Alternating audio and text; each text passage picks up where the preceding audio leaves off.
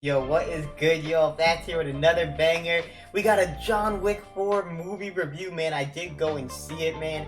And let me tell you, man, it was, that's how I'm gonna put it, way better than expected, bro. Like, so much better than expected. Potentially the best John Wick, bro. If y'all know and follow the channel, you know we reacted to a couple of trailers. It's not a movie that I was, like, crazy hyped for, but it was a movie that eventually I did want to watch. Um, with that being said, let me give you a real quick the backstory on like John Wick. Like I've watched all the John Wicks. I'm not like the biggest John Wick fan, although it's super cool and I love it and like I really like it, but I'm not like into it like how I am, you know, other stuff that you see on the channel. But I do like John Wick a lot. But going into this, I did not know what to expect. I kind of had some low expectations. I didn't know that like there was gonna be a fourth one. I like don't really remember what happened in the first three, although like I watched it all and like know what John Wick is, and I know like the certain stuff, like obviously his family and all that. I know obviously all that, but I didn't like remember it bar for bar, word for word. And then going into this, man, let me tell you, this movie, like I said, way better than expected. Let's get into the characters, the plot, the action. First of all, the action was great. The fighting. The only thing I didn't know about the action is like, and I'm pretty sure this was all the John Wick movies, like he's just wide out in the open, and obviously he can easily be killed, but he didn't. Like I would like to see like make it more like hard for John Wick to be killed. Like they're just missing. They're literally just missing. Like John Wick isn't making it hard. Like I wish they like acted it where it was like John Wick was actually making it hard and it looked a little bit more real. But that was the only complaint. Other than that, great. Like hand-to-hand combat, great. Fire, gun use, like great. All that, bro. Like it was amazing. Absolutely fire. The characters were great, man. Like the characters were really what made the whole thing. Obviously John Wick being, you know, obviously had a huge bounty on him from 20 to 26 to 40. Like obviously John Wick, obviously, you know, everyone knows who he is, you know. So a killer. And it's crazy they had the guy with the dog. The guy with the dog was so fired. He was trying to kill him, and then you had the dog do whatever he says. And the other guy. It was sad when the guy in the beginning died, like our boy.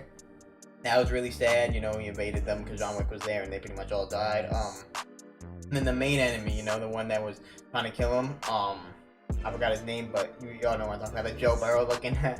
But he was a cool villain. Like he was pretty tough, I'm not gonna lie. Obviously he was at that church, and then the people like traded on him, and then you know what he had to do was go kill that one guy when they all played cards. That was fire when they all played cards.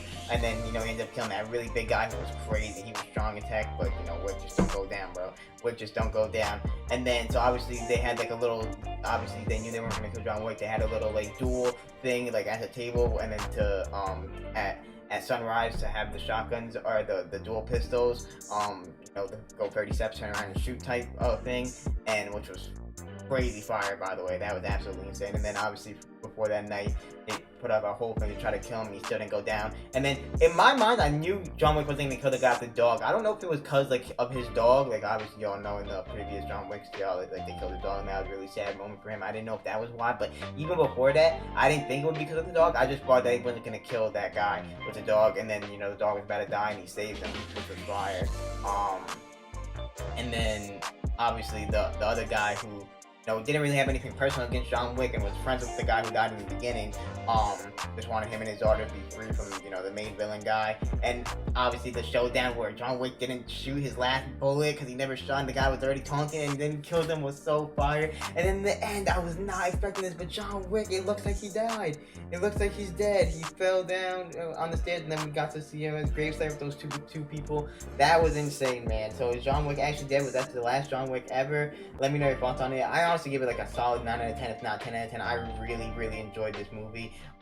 It was way better than I expected it to be. It was great. So let me know your thoughts on it. Make sure to like, subscribe. Let me know what other movies I watched. I mean, I've been watching all the movies recently. We got so many love movies that were out recent. And I know this week I think Insidious and Transformers dropped, so I don't know if I'm gonna see those in theaters or not. I'll probably like a John Wick thing, how this is a little late and some of the other ones were, but let me know.